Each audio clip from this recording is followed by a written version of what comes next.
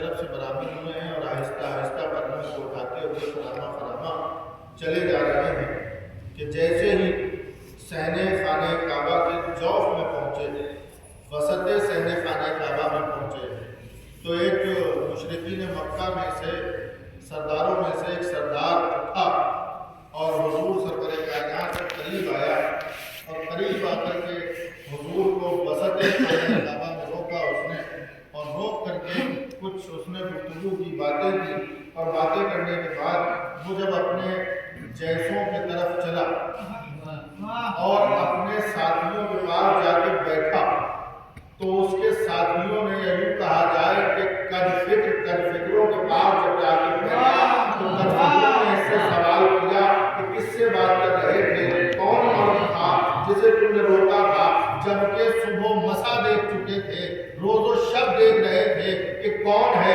ارے تم نے کیوں نہیں پہچانا اسے کہ جوف خانہ کعبہ میں کون آیا تھا؟ جو اس لیے کیونکہ ہر وقت اسے دیکھا کرتے تھے اور بھول گئے تم بچپن سے پتھر برسا رہے تھے، کیا اسے پہچانتے نہیں تھے؟ کیا اسے پہچانتے نہیں تھے؟ لیکن پھر بھی سوال کیا، جیسے ہی سوال ہوا تو اس مردود و ملعون عاص بن وائل نے جو ایک سردار تھا مشرکین مکہ میں سے، اس نے جواب دیا کہ ایک مرد ابتر سے بات کر رہا تھا، ایک ایسے مرد سے کہ جس کی اولاد نہیں ہے، جو بے اولاد ہے۔ یہ زمانہ کون سا زمانہ ہے؟ یہ وہ زمانہ ہے کہ جب حضور سرور کائنات کے دو بیٹے ہو کر کے اس دنیا سے رخصت ہو گئے، پروردگار عالم نے جو نعمت دی تھی وہ واپس لے لی۔ یہ وہ دور ہے۔ تو ابھی تک رسول اللہ کو جو تانے دیا کرتے تھے مشرکین مکہ، وہ ایک تو شروع میں انہوں نے کہنا شروع کیا عبداللہ کا یتیم، کیونکہ ہر شخص رسول کی شخصیت کو دیکھ کر مبہوت ہو جایا کرتا تھا، اور جو جس کے دل میں ذرا سا بھی نور ایمان ہوا کرتا تھا وہ رسول کی پیروی کرنے پر آمادہ ہو جاتا تھا۔ تو اس لیے کہ یہ تو خون کا معاملہ ہے، یہ تو خون کا معاملہ ہے کہ اگر خون مجبور کرتا ہے تو اہل بیت کی پیروی کی جاتی ہے، اگر خون مجبور کرتا ہے تو اہل بیت کی پیروی کی جاتی ہے، اور خون ہی مجبور کرتا ہے عداوت اہل بیت کو۔ توجہ رکھیے گا حضرات گرامی پر، بھرپور توجہ، بس دو چار لمحے کی اور لمحید ہے، پھر انشاءاللہ مضمون کی گفتگو۔ کہ خون ہی مجبور کرتا ہے محبت پر بھی، خون ہی مجبور کرتا ہے عداوت پر بھی۔ تو ہمیشہ دیکھتے آئے تھے اور تانے دیکھتے آئے تھے، عبداللہ کا یتیم، کبھی ساحر، کبھی جادوگر، کبھی دیوانہ، الگ الگ تانے، الگ الگ نام رسول کی شخصیت پر الزامات لگایا کرتے تھے۔ لیکن آج جتنے بھی تانے دیے، پہلے ساحر کہا، دیوانہ کہا، مجنون کہا، جادوگر کہا، عبداللہ کا یتیم کیوں کہا کرتے تھے؟ یتیم کیوں بار بار؟ رسول پہ سب سے زیادہ جو زور دیا انہوں نے مشرکین مکہ نے، وہ سب سے زیادہ اس بات پہ زور دیا کرتے تھے، جب بھی کوئی پوچھتا تھا رسول کو دیکھ کر یہ کون، تو کہتے تھے وہ عبداللہ کا یتیم، وہ عبداللہ کا یتیم، وہ عبداللہ کا یتیم۔ اس کی وجہ کیا تھی جو بار بار عبداللہ کا یتیم، عبداللہ کا یتیم، عبداللہ کا یتیم؟ بات یہ ہے کہ جب کسی کو یتیم کہیے تو اسے احساس تنہائی ہوتا ہے، اسے یہ محسوس ہوتا ہے کہ میرا ساتھ دینے والا کوئی نہیں، میرے سر پر ہاتھ رکھنے والا کوئی نہیں، میرا پشت پناہ کوئی نہیں، دست شفقت پھیرنے والا کوئی نہیں، یا یوں کہا جائے وہ گھنیرو درخت کہ جو میرے سر پر سایہ فکن تھا وہ اب ہٹ چکا ہے، وہ درخت میرے سر پر نہیں ہے کہ جو سایہ فکن تھا، یہ احساس دلایا جاتا تھا۔ اسی لیے مشرکین مکہ احساس دلانے کے لیے رسول کو رسول نہیں کہا کرتے تھے، محمد نہیں کہا کرتے تھے، بس کہا کرتے تھے عبداللہ کا یتیم، عبداللہ کا یتیم، عبداللہ کا یتیم۔ جب بہت ہو گئی اس نعرے کی گونج، ہر طرف سے عبداللہ کا یتیم، عبداللہ کا یتیم، عبداللہ کا یتیم، تو ایک شخص بیت الشرف سے برآمد ہوا کہ جس کی ریش مبارک سفید ہو چکی تھی، زلفیں سفید ہو چکی تھی، جاہ و جلال اس کے چہرے سے نمودار تھا، وہ بیت الشرف سے برآمد ہوا اور محمد مصطفیٰ کی پشت پر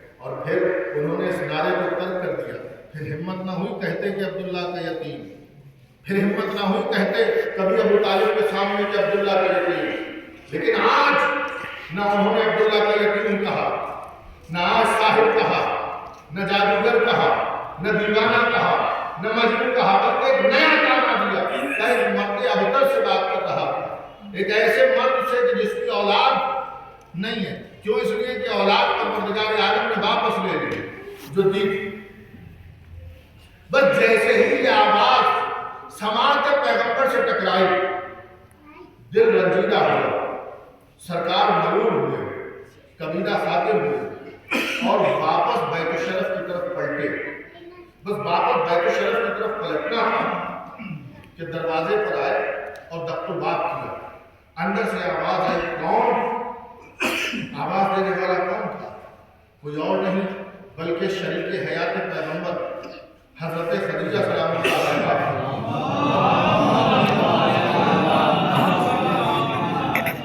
انہوں نے آواز دی، کون؟ ادھر سے محمد مصطفیٰ نے کہا، میں محمد۔ بس جیسے یہ سنا کہ میں محمد، دوڑی، دوڑ کے دروازے تک آئی، دروازہ کھولا اور کہا، سرکار تشریف لائیے، میرے سرکار تشریف لائیے، میرے سرکار تشریف لائیے، آپ کے گھر میں استقبال ہے، آپ کے گھر میں استقبال ہے، سرکار تشریف لائیے، آپ کے گھر میں استقبال ہے۔ یہ بی بی خدیجہ کے جملے ہیں، یہ بی بی خدیجہ کے جملے ہیں، سرکار تشریف لائیے، میرے والی و وارث تشریف لائیے، آپ کے گھر میں استقبال ہے۔ ایک طرف تو زوجہ کا یہ کردار ہے، ایک طرف تو زوجہ کا یہ کردار ہے کہ جب محمد مصطفیٰ بیت الشرف میں داخل ہو رہے ہیں تو زوجہ استقبال کر رہی ہیں اور کہہ رہی ہیں، سرکار تشریف لائیے، میرے والی و وارث تشریف لائیے، آپ کے گھر میں استقبال ہے۔ دوسرا کردار سنیں گے، اسی گھر میں یعنی محمد مصطفیٰ کے گھر میں جب سرکار اپنے گھر میں تشریف لا رہے ہیں تو دوسری بیوی کا کردار یہ ہے، بعد خدیجۃ الکبریٰ، کہ جیسے ہی سرکار نے قدم رکھا تو فوراً کہنے لگی، آپ کے منہ سے تو مغافیر کی بو آ رہی ہے۔ ایک طرف یہ کردار اور دوسری طرف وہ کردار، دونوں کردار موجود ہیں خانہ پیغمبر ہی میں۔ اب بیویوں کو طے یہ کرنا ہے کہ کردار اپنانا کس کا ہے۔ طے یہ کرنا ہے کہ گھر میں رہ کر کردار اپنانا کس کا ہے، یا یوں کہا جائے طے یہ کرنا ہے کہ گھر میں رہنا ہے یا میدان میں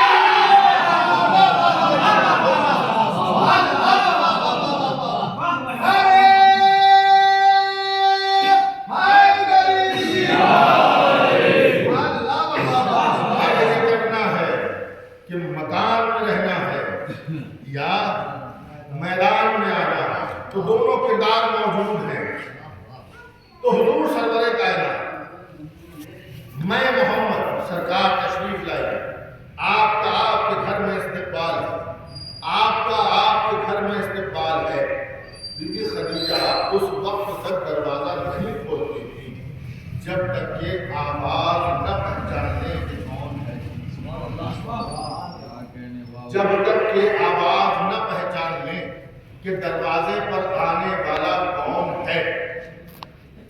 اور یہ دروازہ در محمد مصطفیٰ کہ جس کے اندر حرم مصطفیٰ، اس دروازے پر ہر کسی کے لیے دق الباب کرنا بھی حرام تھا۔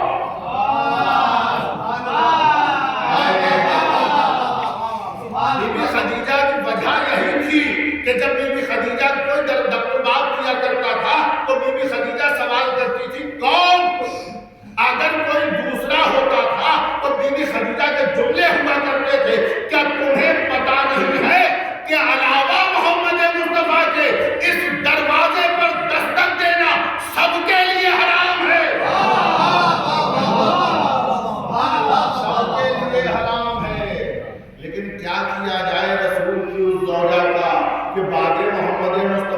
کبھی اونٹ پر بیٹھ کے چلی اور کبھی خچر پر بیٹھ کے چلی، اسے یہ بھی نہ خیال رہا کہ دروازے پہ دستک دینا بھی حرام ہے۔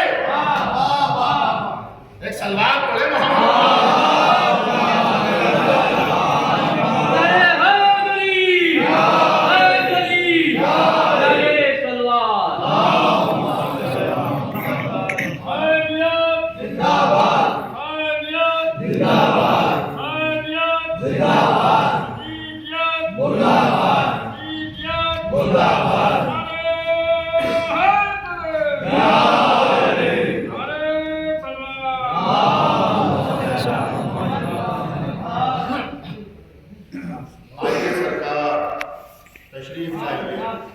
استقبال ہے آپ کا آپ کے گھر میں۔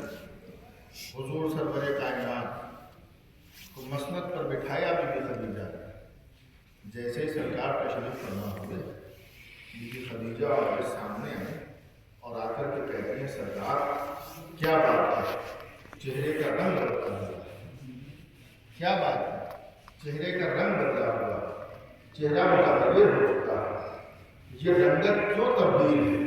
جب بیت شرف سے تشریف لے گئے تھے تو رخساروں پر لالی ہوئی، چہرہ گلاب کی طرح کھلا ہوا ہے، اب وہ واپس آئے ہیں تو وہ لالی غائب ہو چکی ہے، آخر وجہ کیا ہے؟ کیا بات ہے؟ کیا سبب ہے؟ تو حضور سرور کائنات نے ارشاد فرمایا خدیجہ نہ پوچھو، سبب بتاؤں گا تو تم بھی غمگین ہو جاؤ گے، تم بھی رنجیدہ ہو جاؤ گے۔ کہتی ہے میرے سرکار، میرے والد وارث، آپ بیان کو فرمائیں، ہو سکتا ہے کہ میں آپ کے رنجور دل کو سکون دے سکوں، ہو سکتا ہے کہ آپ کے رنجور دل کو سکون دے سکوں۔ کیوں؟ اس لیے کہ زوجہ ہوتی ہی سکون کے لیے ہے، زوجہ ہوتی ہی سکون دینے کے لیے ہے۔ ہو سکتا ہے میں آپ کے رنجور قلب کو سکون دے سکوں، ذرا سبب بیان کو فرمائیں۔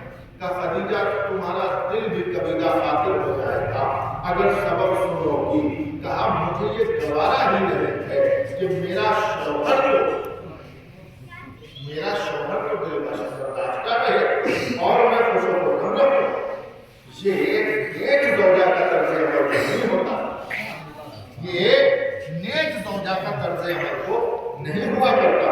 سرکار بیان کو فرمایا کہ خدیجہ اچھا حضور بتانا کیوں نہیں چاہتے تھے؟ بات یہ تھی کہ باپ تو جس طرح سے برداشت کر لیا کرتا ہے اولاد کا نام،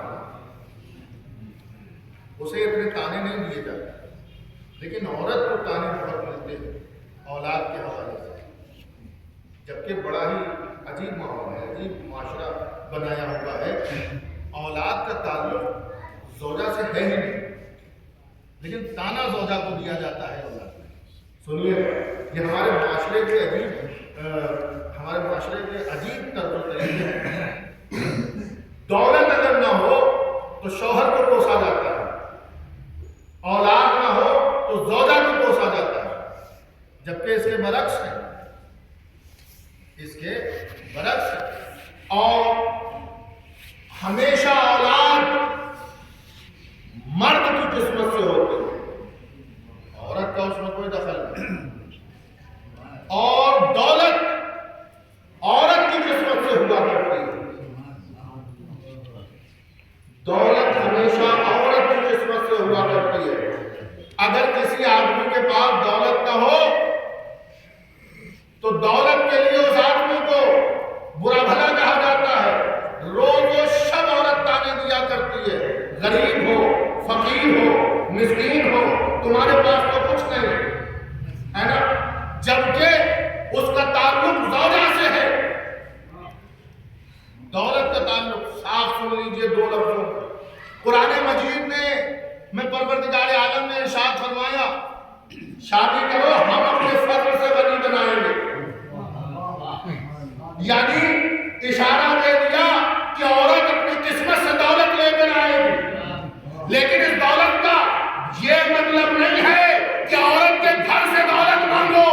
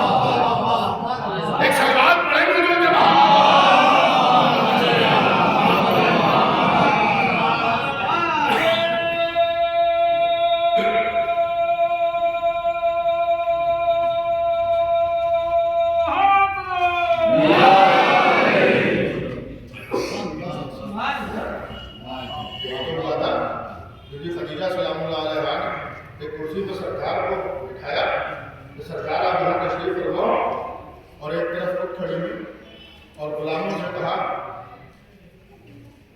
جو سونا ہے جو چاندی ہے جواہرات ہیں وہ لے کر کے آؤ اور لا کر کے صحن خانہ میں اسے جمع کیا گیا۔ اتنا ڈھیر لگ گیا کہ ادھر کرسی پر بیٹھے ہوئے رسول، ادھر کھڑی ہوئی بی بی خدیجہ، دونوں ایک دوسرے کو دیکھ نہیں پا رہے کیونکہ وہ ڈھیر لگ گیا سونے چاندی۔ تو بی بی خدیجہ نے ارشاد فرمایا لے جاؤ، بانٹ دو اسے فقیر مسلمانوں کے درمیان، فاقہ کش مسلمانوں کے درمیان، ان کے جنہوں نے کئی دنوں سے کھانا نہیں کھایا ہے، دے دو انہیں جا کر کے۔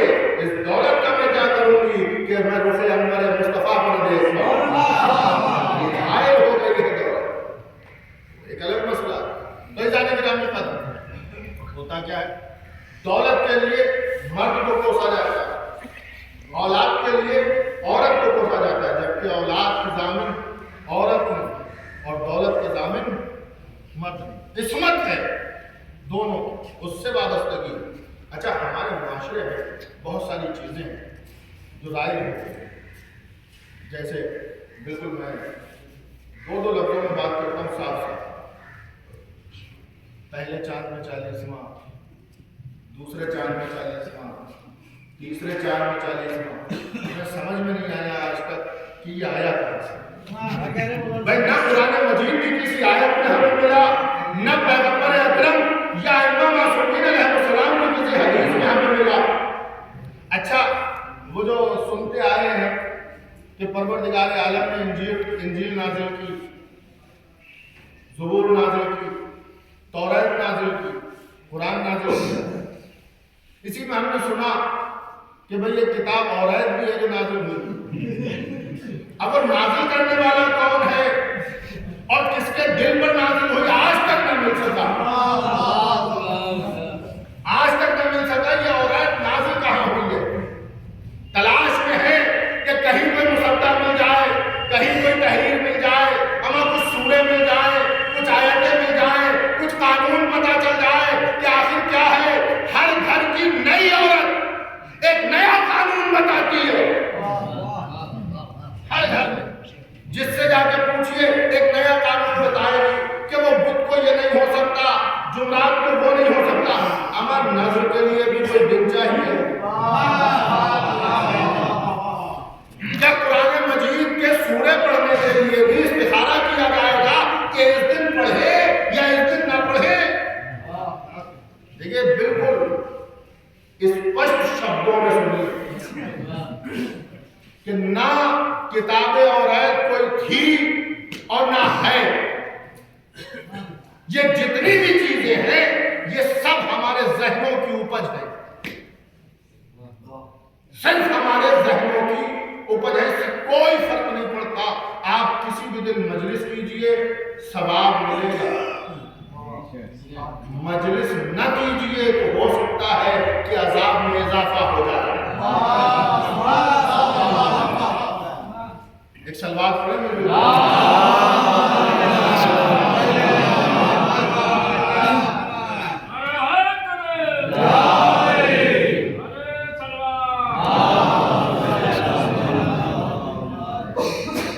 پروردگار عالم نے قرآن مجید میں مردوں کے لیے ارشاد فرمایا ہے الرجال قوامون علی النساء، کہ عورتوں پر مردوں کو قوی بنایا ہے، حاکم بنایا ہے، سرداری بھی۔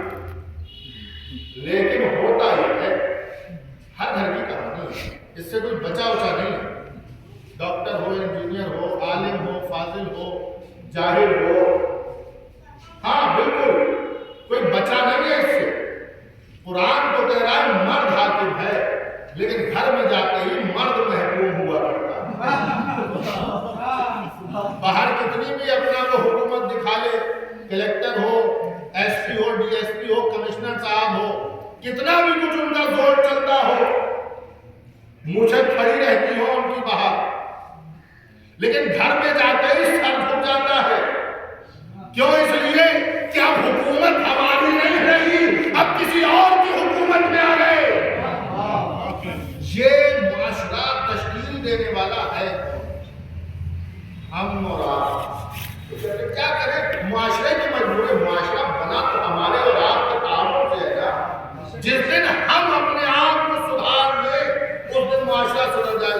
جب معاشرے کی یہ خرابی ہے، سماج خراب، سماج کچھ خراب نہیں ہوگا، ہم خراب ہیں اس لیے سماج خراب ہے، ہم غلط ہیں اس لیے معاشرہ غلط ہے، ہم نے کچھ رسم و رواج کو داخل کر رکھا ہے اس لیے سماج میں رسم و رواج ہے، اور کچھ نہیں۔ اور طریقہ چلا جہاں دیکھ لیا شادیاں ہوتی ہیں تو وہ کھڑے ہو کے کھانا، پروردگار عالم نے اچھا خاصا انسان بنا کے ہمیں بھیجا تھا، ہم جو ہے وہ گھوڑے کھڑوں کی طرح کھڑے ہو کے جانوروں میں کیا کھانا کھانے لگے۔ یہ اسلامیات کے خلاف ہے، اور کیجیے اس میں۔ اور میری گزارش ہے خاص کر کے جوانوں سے، کیوں؟ اس لیے کہ بزرگوں کو جیسے تیسے گزارنا تھی انہوں نے گزار لی، اور انہوں نے بڑی اچھی تہذیب کے ساتھ زندگی گزاری، اب جوانوں کو گزارنا ہے۔ تو اس لیے جوانوں سے گزارش ہے کہ کسی بھی شادی میں، کسی بھی ولیمے میں، کسی بھی فنکشن میں اگر جائے اور اگر وہاں پر کھڑے ہو کے کھانا کھلایا جا رہا ہو تو بغیر کھانا کھائے واپس آئے، کھانا نہ کھائیں، اور جتا کے آئیں کہ دیکھو ہم آئے ضرور تھے آپ کے یہاں لیکن کھانا نہیں کھائیں گے۔ اس کی وجہ یہ ہے کہ آپ نے انسانوں کے طور پہ بلایا تھا، کھانا جانوروں کے طریقے سے کھایا۔ ہم انسان تھے، انسان ہی کی طرح واپس آئے۔ اس لیے گزارش ہے خاص کر کے نوجوانوں سے، اگر آپ نے یہ قدم اٹھا لیا تو پھر وہی تہذیب آپ کی واپس پلٹ آئے گی جو تھی، ورنہ تہذیب کو برباد تو کر ہی دیا گیا ہے۔ ایک سوال ہے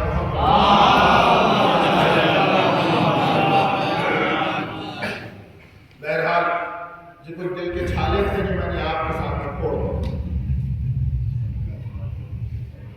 میں اپنے موضوع پہ واپس آؤں کہ سرکار بیت الشرف میں تشریف لائے، بی بی خدیجہ بیان فرمایا سرکار یہ چہرے کے رنگت بدلی ہوئی کیوں ہے؟ وہ رخساروں کی لالی کہاں گئے؟ جب بیت الشرف سے برآمد ہوئے تھے تو رخساروں پر لالی تھی، وہ لالی کہاں گئی؟ سرکار نے کہا اچھا خدیجہ جب اسرار ہے تمہارا تو سنو، پورا واقعہ سنایا، جب وہاں پہنچا بات ابتر کے لفظ سے تانا دیا، کتاب کے اولاد۔ بی بی خدیجہ نے جیسے ہی سنا تو فوراً اپنا ہاتھ اٹھایا اور پشت پیغمبر پر رکھا۔ معمولی بات نہیں ہے، پیغمبر اکرم کی پشت پر ہاتھ رکھا بی بی خدیجہ، اور کہتے ہیں میرے سرکار پریشان کیوں ہوتے ہیں، پریشان کیوں ہوتے ہیں؟ ان قریب پروردگار عالم ہمیں اولاد کی رحمت سے نوازے گا، ان قریب پروردگار عالم ہمیں اولاد کی رحمت سے نوازے گا۔ پیغمبر اکرم کی پشت پر دو ہی ہستیاں ہیں جنہوں نے ہاتھ رکھا ہے۔ جب یتیمی کا تانا دیا گیا تھا تو ابو طالب نے ہاتھ رکھا، جب ابتریت کا تانا دیا گیا تو خدیجہ نے ہاتھ رکھا۔ معمولی بات نہیں ہے، یہ پیغمبر کون ہے؟ ساری کائنات کے پشت پناہ کا نام محمد مصطفیٰ ہے، ساری کائنات کے پشت پناہ کا نام محمد مصطفیٰ ہے، اور جو محمد مصطفیٰ کی پشت پناہ بنے اسے یا تو ابو طالب کہتے ہیں یا خدیجہ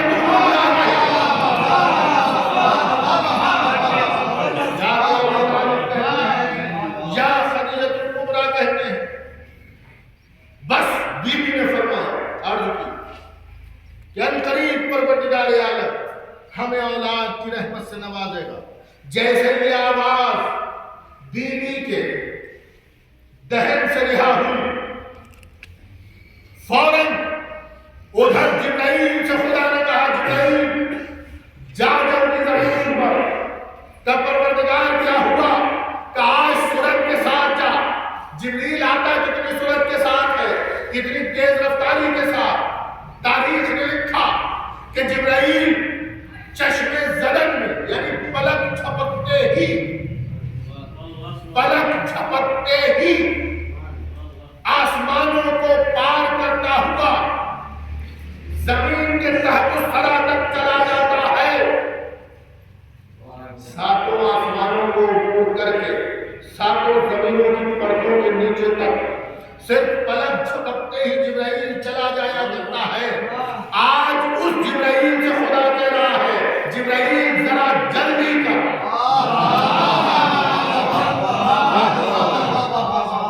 جبرائیل ذرا جلدی کر، تیزی کے ساتھ جا۔ اب مجھے نہیں پتا کہ جبرائیل نے اب کتنی تیزی دکھائی ہوگی، کتنی سرعت کے ساتھ جب جبرائیل جانے کا رخ کیا جبرائیل نے تو خدا کہتا ہے جبرائیل سن، خالی ہاتھ نہ جا، تحفے درود و سلام کے ساتھ ساتھ یہ لے ایک سورہ لیتا جا تحفے کی شکل میں، یہ کوئی پیغام نہیں ہے۔ آج تک ہمیشہ حکم بھیجے ہیں نا، پیغام بھیجے ہیں نا محمد مصطفیٰ کے پاس، کہ آج پیغام نہیں، کوئی حکم نہیں، بلکہ تحفہ لیتا جا۔ کہ تحفہ کیا ہے؟ کہیں یہاں پیدا کر کوثر، کوثر کا تحفہ، کوثر کا تحفہ پیغمبر کی خدمت میں لے جا۔ جبرائیل جب جانے لگا تو پروردگار کہتا ہے تحفے کے ساتھ ساتھ ایک زبانی پیغام بھی لیتا جا، جا کے میرے حبیب سے کہنا اسے سننے کے بعد رکھ نہ لینا،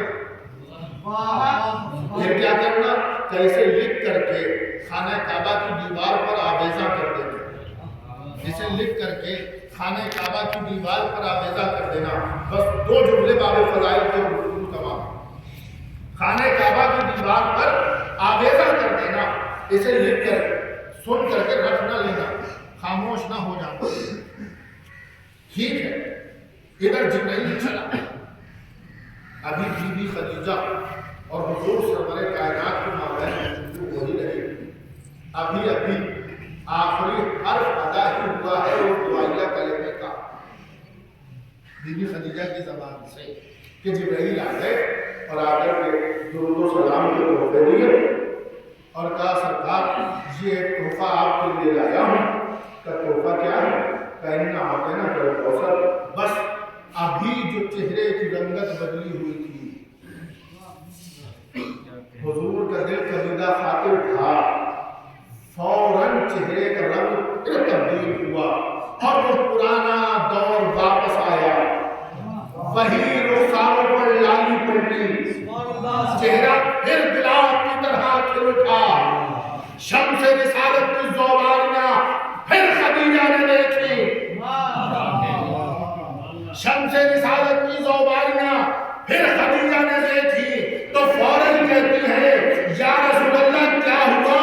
لمحہ بھر میں رنگت تبدیل ہو گئی۔ مولا رسول اللہ نے فرمایا اے خدیجہ تیرے لبوں سے جو الفاظ نکلے تھے وہ باب اجابت سے ٹکرائے اور قبول ہو گئے۔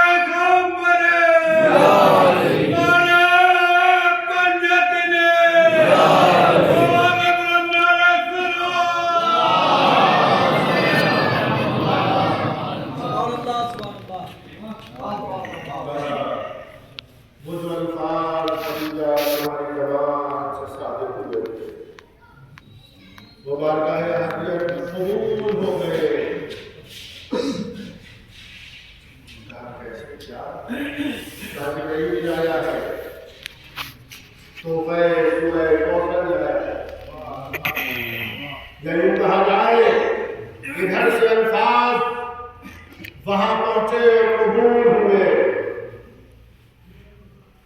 بی بی خدیجہ کی دعا قبول ہوئی اور ادھر سے زہرا کا نزول ہوا. یہ سورت میں سورہ کوثر کی شکل ہے. اچھا سورہ کوثر آ گیا. جبرائیل نے جب سنا دیا سورہ کوثر تو پیغمبر اکرم سے عرض کی جبرائیل نے پروردگار کا ایک حکم ہے کہ اس کو آپ تحریر کر دیجیے گا, آویزہ کر دیجیے گا, تحریر کر کے خانہ کعبہ کی دیوار پر آویزہ کر دیجیے گا. کیوں؟ تو اس کا حکم ہے, اس لیے ٹھیک ہے آویزہ کر دیا جائے. حضور سرور کائنات میں مسافر بات سرکار نے اسے تحریر کیا اور خانہ کعبہ کی دیوار پر جا کر آویزہ کر کے 3 آیتیں اِنَّا أَعْطَيْنَاكَ فَصَلِّ لِرَبِّكَ وَانْحَرْ إِنَّا شَانِئَكَ هُوَ الْأَبْتَرُ. اب یہ تینوں آیتیں تحریر کر کے خانہ کعبہ کی دیوار پر آویزہ فرما دی. بس اس کا تحریر کرنا تھا. اچھا کیوں تحریر کیا, اس کا سبب کیا تھا, اس کی وجہ کیا تھی, کیا ضرورت تھی خانہ کعبہ کی دیوار پر آویزہ کرنے کی؟ سورہ کوثر ایک چھوٹا سا سورہ, پروردگار کوئی اور سورہ تحریر کروا دے گا. اتنے بڑے بڑے سورے نازل کیے ہیں قرآن مجید میں اور آگے بھی نازل کرے گا. 2.5 پارے کے سورے ہیں, کوئی بھی سورہ لکھوا دیتا اور لگوا دیتا, پر نہیں سورہ کوثر ہے. اچھا یہ خانہ کعبہ کی دیوار ہی پر کیوں آویزہ کرایا؟ بات یہ ہے جب ہمارا آپ کا دستور ہے کہ جب کبھی کوئی تقریب ہو, کوئی مجلس ہو, کوئی محفل ہو, کہیں شادی ہو تو کارڈ چھپتا ہے, 40واں ہے تو پوسٹر بنتا ہے نا, اشتہار بنایا جاتا ہے, اسے چھپایا جاتا ہے. محفل کا اشتہار, مجلس کا اشتہار. ابھی تاریخ گزری بی بی سیدہ سلام اللہ علیہا کی آمد کی, اس میں محفل کے اشتہار ہے.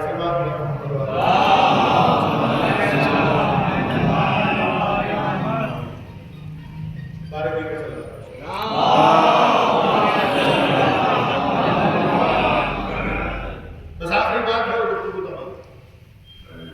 اشتہار بناتے ہیں محفل کا, مجلس کا. شہادت گزری سیدہ سلام اللہ علیہا کی تو مجالس کے اشتہار. ابھی ولادت کی تاریخ گزری تو محفل کا اشتہار. یعنی تعزیت کا پروگرام ہو تب بھی اشتہار ہوتا ہے, تقریب کا کوئی پروگرام ہو, کوئی تقریب ہو تب بھی اشتہار بنایا جاتا ہے. یہ کیوں بنایا جاتا ہے؟ اس لیے بنایا جاتا ہے تاکہ سب کو اطلاع ہو جائے, سب کو پتہ چل جائے کہ اس طرح سے پروگرام ہے, اس طرح کا پروگرام. یہ اطلاعیہ ہے, اشتہار جو ہے وہ اطلاعیہ ہے, سب کو پتہ چل جائے, بات شہرت پا جائے, بات شہرت پا جائے, سب کو معلوم ہو جائے, اپنوں کے دل شاد ہو جائیں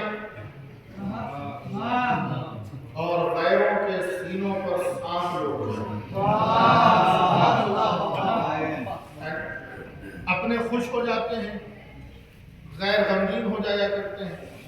اگر ہمارے گھر میں کوئی تقریب ہے تو جو دشمن ہے ان کے ہاں تو بس یہی ہوتا رہتا ہے. تو بہرحال یہی منشا ہوتی ہے کہ سب کو, اپنے پرایوں کو سب کو پتہ چل جائے کہ یہ پروگرام ہے اس تاریخ میں, اس دن. اور اشتہار بنا کے وہ لگایا جاتا ہے دیواروں پر پوسٹر کی شکل میں. دیوار کون سی تلاش کی جاتی ہے؟ پاک دیوار, مسجد کی دیوار, اذا خانے کی دیوار. کیوں؟ اس لیے کہ اس اشتہار میں ایسے افراد کے نام لکھے ہوئے ہیں کہ جن کے ناموں کو بغیر وضو چھونا حرام ہے. بے انتقال ہمارے یہاں ہوا, مجلس چہلم ہے, لکھتے کیا ہے ہم؟ مجلس سید الشہداء برائے ایصال ثواب فلاں مرحوم, ہے نا. یعنی مجلس امام حسین کی ہم لکھتے ہیں تو اب وہ نام لکھا ہوا ہے امام حسین کا، تو اب اس بات کا خیال کہ ہم اسے اچھی جگہ پر لگائیں، پاک جگہ لگائیں، جو اس لیے کہ نام حسین لکھا ہوا ہے۔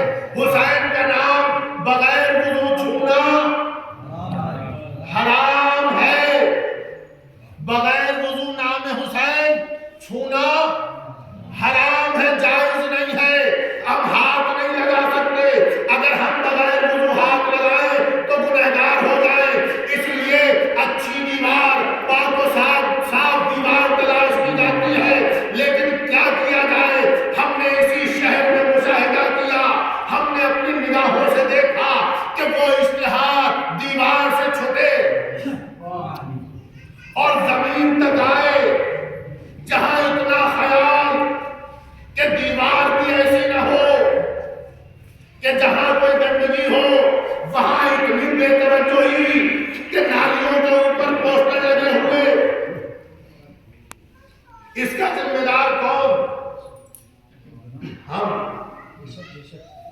جو پوسٹر لگا رہا ہے وہ، جب ہمیں اتنی احتیاط ہم رکھتے ہیں کہ اسے بغیر وضو بھی نہیں چھوتے، تو ہمارا ضمیر کیسے گوارا کرتا ہے کہ ہم اس جگہ اس اشتہار کو لگائیں کہ چند دن کے بعد وہ دیوار سے چھوٹے گا اور زمین تک آئے گا، اور وہاں طرح طرح کی غلاظتیں بہ رہی اور اس میں وہ پوسٹر جا رہا۔ اس کا ذمہ دار کون ہے؟ میں یہ نہیں کہتا کہ جان بوجھ کے یہ کیا جاتا ہے، لیکن بے توجہی میں ضرور کیا جاتا ہے، تو اس پر توجہ دینا چاہیے۔ اور جو بچے، جو نوجوان اشتہار لگانے کے لیے جاتے ہیں، انہیں اس بات کا خیال رکھنا چاہیے کہ جب پروگرام ہو جائے یا تو جا کر اس اشتہار کو اپنے ہاتھ سے چھپائیں اور جا کر اسے کسی کربلا میں دفن کریں۔ کیوں؟ اس لیے کہ ہمارے یہاں نسبت ہی کا تو پورا مذہب ہے، ہم نسبتوں سے تعلق رکھتے ہیں، اگر نسبت ہٹا دی جائے تو سب ختم ہو جاتا ہے۔ بہرحال جب اشتہار بنایا جاتا ہے تو پاک دیوار، مسجد کی دیوار، عزاخانے کی دیوار تلاش کی جاتی ہے کہ وہاں پر پوسٹر لگایا جائے، وہاں بینر لگایا جائے، وہاں اشتہار لگایا جائے۔ یہ جو سورہ کوثر ہے نا، یہ صرف سورہ نہیں ہے، بلکہ آمد سیدہ کے اشتہار کا نام سورہ کوثر ہے۔ آمد سیدہ کے اشتہار کا نام سورہ کوثر ہے۔ اب سمجھ میں آیا پروردگار عالم نے خانہ کعبہ کی دیوار پر کوئی اور سورہ آویزہ نہیں کروایا، بلکہ سورہ کوثر آویزہ کروایا۔ پروردگار چاہتا یہ تھا کہ اپنوں کو، پرایوں کو، سب کو پتا چل جائے کہ سیدہ کی آمد ہونے والی ہے، سیدہ کی آمد ہونے والی ہے۔ ایک صلوات پڑھیں۔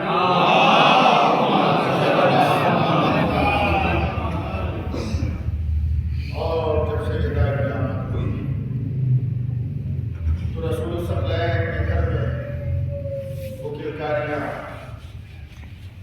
وہ کلمہ توحید کی گونج، وہ ولایت کے سبب پیغمبر اکرم کے گھر سے پڑھائے اور سکھائے کہ جس کی زمانہ تار نہ جا سکا، اور جیسے ہی پیغمبر اکرم آنکھ بند ہوئی تو اسی چراغ ولایت گل کرنے کے لیے اور مٹانے کے لیے درے سے بغیر اپنے ہاتھ پر جمع ہو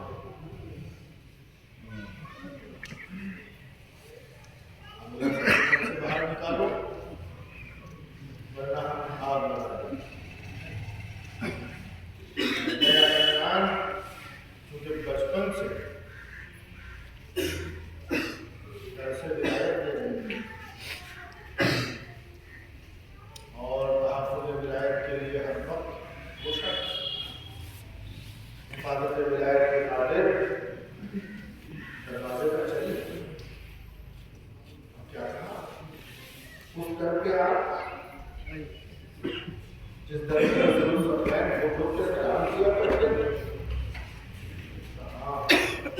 کا اس دروازے پر آپ لگاؤ گے کہ جس گھر میں حسنین جیسے تاجران دوست رسول کرتے ہیں ہاں کسی کا باقی راز اللہ صرف کہا رہے آگ لگائی درے سے ودا چل گیا ابو الحسن کے گلے میں رسم باندھی گئی نشا دیکھ کر وہ جانے لگے سیدہ عمران جب شکستہ پہلو لیے تو سب سے پہلا سوال کیا ابو الحسن کہاں ہے آواز دی کیوں ہے گلے میں رسم ڈال کر ظالم کو شکست پڑ جا رہے ہیں ادھر سیدہ عمران نے جیسے ہی دیکھا ابو الحسن کے گلے میں رسم ہے بے چین ہو گئی کہتی ہے خلو ابو الحسن کو چھوڑ دو ورنہ اپنے بالوں کو پریشان اتنا کہنا تھا کہ زمین مدینہ کو زلزلہ آ گیا